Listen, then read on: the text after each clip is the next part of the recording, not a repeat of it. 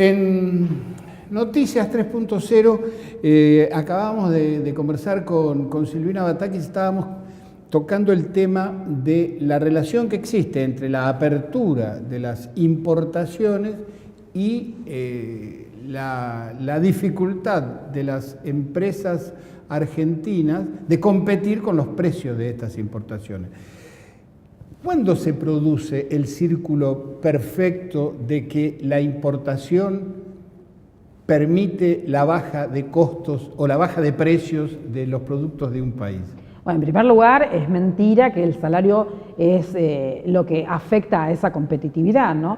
En China, por ejemplo, desde hace años se han dado una política de ir incrementando los salarios por varios motivos. Uno, fundamental, porque por supuesto ya se veía venir la guerra comercial entre Estados Unidos, entonces se necesitaba fortalecer el mercado interno de China. ¿Esto cómo se hace? Aumentando los salarios. Pero por otra parte, o sea que aún China con 2.000 millones de habitantes, con todo ese desarrollo, necesita fortalecer su mercado interno. Sí, porque el Producto Bruto, la economía, tiene como distintos motores. El motor principal que tienen todas las economías del mundo es el consumo interno. En Argentina representa el 74% de la economía. Entonces, apagar ese motor, que es el 74% de nuestra economía, es básicamente que el Producto Bruto se achique. Pero por otra parte, si bien China entiende esta motorización necesaria de su economía, lo que también sabe es que hoy en el mundo se compite por ciencia y tecnología. Ya no se compite más por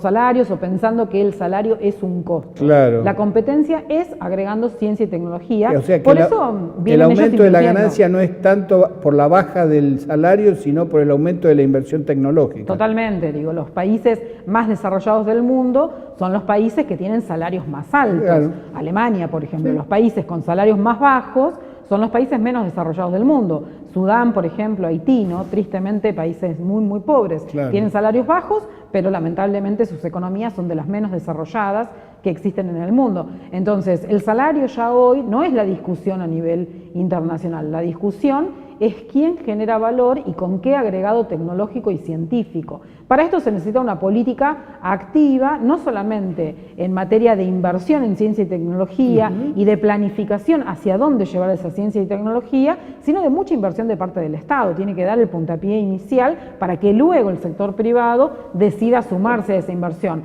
Todo lo contrario a lo que está sucediendo acá en Argentina. Nosotros veníamos de una decisión política de invertir en ciencia y tecnología, de ir creciendo de a poquitito claro.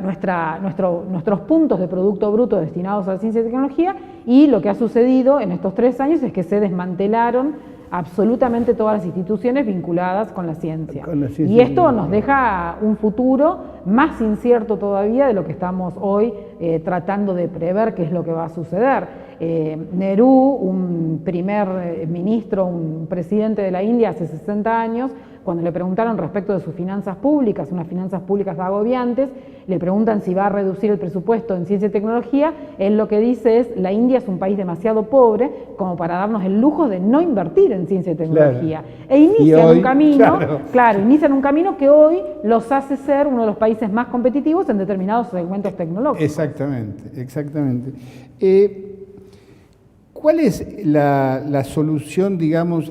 Una de las cosas que nos encontramos en la discusión económica y política del país es que llegado a determinado grado de desarrollo en donde aprovechamos toda la capacidad y todo el capital invertido, lo ponemos en movimiento, necesitamos más capital. Y o no aparece o fracasamos en ponerlo en movimiento, o lo tenemos y no somos capaces de ponerlo en donde hay que ponerlo. ¿Cómo superamos ese cuello de botella? Y la verdad que Argentina ha pasado por esto que se conoce como el péndulo, ¿no? De la economía argentina. Stop and go. Claro, y esto hace que sea muy difícil convencer a los inversores que piensen en una Argentina de mediano y largo plazo. Esto achica también las tasas de ganancia, ¿no? Claro.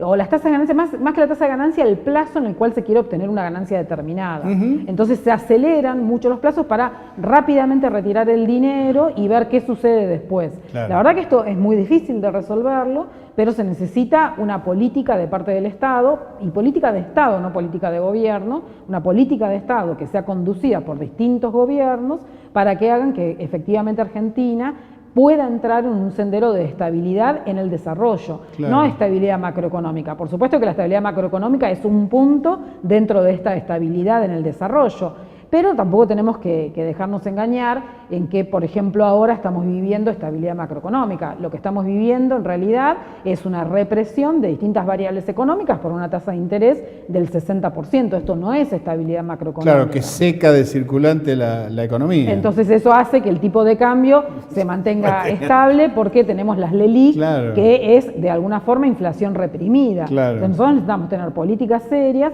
pero por ahí vinculado con alguna pregunta que me hacías en el primer bloque, tiene que ver con esta mirada del sector productivo, de la oferta que tenemos en Argentina. Ajá. Y para eso nosotros tenemos que tener una mirada territorial, de equidad en el territorio, pensando en las economías regionales, con cada uno de los encadenamientos que tienen en los distintos lugares de Argentina, y tratar de cubrir cada uno de esos eslabones con producción nacional, lo cual es muy difícil, por supuesto, pero si nosotros no tenemos ni siquiera el aparato científico-tecnológico, pero además de eso, un sistema crediticio que apalanque las inversiones de Argentina hacia un determinado sector, la verdad es que es muy difícil poder resolverlo a largo plazo. El otro día, sentado ahí donde estás vos, teníamos a un dirigente empresarial de la mediana industria metalúrgica, y él era un ferviente defensor y proponía enfáticamente la creación de una mesa, de una mesa en donde se sienten los sectores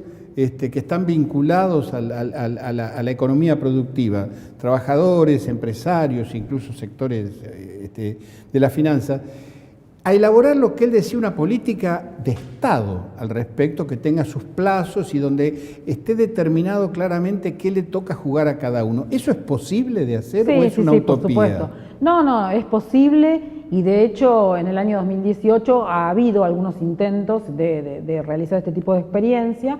En la CGT, por ejemplo, se han encontrado por primera vez, si se quiere, los equipos técnicos y los dirigentes de los distintos gremios industriales con la gremial empresaria. Y este es un camino que uno tiene que darle más espacio para que sigan trabajando y se pueda proyectar un plan productivo de Argentina, pero en donde no solamente confluyan todas las ideas de qué es lo que se pretende para el proyecto nacional y productivo del país, sino también para poder consensuar cuáles son los instrumentos necesarios para eso. Claro. Entonces, este tipo de instrumentos yo creo que son una de las cosas buenas que nos va a dejar esta experiencia neoliberal de estos 4 años. Ajá. Este encuentro entre el sector productivo la necesidad y el sector, de encontrarse. la necesidad de tal cual, la necesidad de encontrarse, y a eso también, por supuesto, se suma la necesidad de llamar a distintos equipos técnicos, como en algún momento nos han llamado a nosotros, a distintos economistas.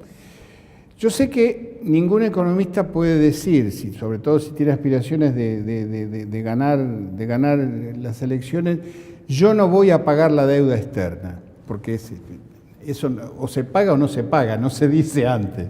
Pero, ¿qué hacemos con esta deuda externa que heredamos, Silvina? Sí, la verdad que, en primer lugar, el aumento de la deuda en Argentina ha crecido vertiginosamente. Ha sido noticia en los medios especializados internacionales, tanto el endeudamiento que ha tenido Argentina como la provincia de Buenos Aires. La provincia de Buenos Aires triplicó su deuda respecto del año 2015 y acá no fue noticia, ¿no? Pero sí fue noticia en medios internacionales. Lamentablemente, esta deuda que fue emitida cumple con todo el proceso legal, ¿no? Desde tener autorización del Congreso, autorización de la legislatura, hasta todos los pasos legales como para poder haberse concretado. Así que en ese sentido es muy difícil declarar deuda odiosa. Distinto es la deuda en la dictadura militar. Claro. Ahí sí uno tenía la posibilidad de declarar que era una deuda odiosa, había que tener revisión, exacto. Ahora la verdad que los argumentos son mucho más débiles porque hay legalidad. Ahora, lo que sí creo que uno tiene que revisar es la actuación que ha tenido cada uno de los funcionarios en la emisión de este tipo de deuda. Por ejemplo, la deuda que se emitió a 100 años, si bien en los 150.000, 170.000 millones de dólares que emitió el gobierno fueron 3.000 millones de dólares, es una deuda que, por ejemplo, tiene una cláusula que dice que los primeros 25 años Argentina no puede reestructurarla. Entonces, que por 25 años vamos a pagar el 8% anual en dólares y no podemos decir nada, ¿no? Y legalmente es algo que está firmado, es un contrato. Ahora, esta deuda, la estructura, el que fue en su momento ministro de Finanzas, que todavía era o había sido recientemente dueño de un fondo de inversión en Singapur, que fue el que compra esta deuda. Ajá. Entonces, esas cosas sí tenemos que analizar. ¿Cuál fue la actuación de cada uno de los funcionarios en esta emisión y cuál es la ganancia y el rédito que obtuvieron por hacer semejantes endeudamientos que vamos a pagar entre todos? Y sobre esa base, ¿cuál es la idea, Silvina? ¿Sería renegociar, sentarse a conversar nuevamente con el Fondo Monetario Internacional y plantear estas cosas? El problema de reestructurar la deuda hoy nos encuentra en otro punto más complejo todavía por el Fondo Monetario Internacional.